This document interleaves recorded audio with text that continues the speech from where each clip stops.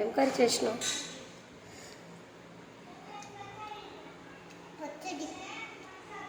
కూర వండలే అన్నం ఒక్కటే వండినావా?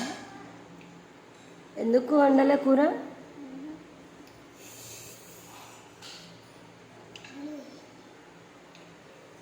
అట్లా నీళ్ళు తాగుతారా ఎవరైనా?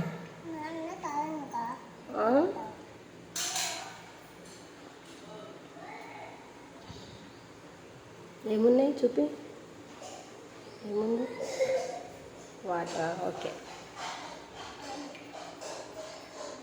ఇవి నీ వంట సామాన్లా? సరే సరే.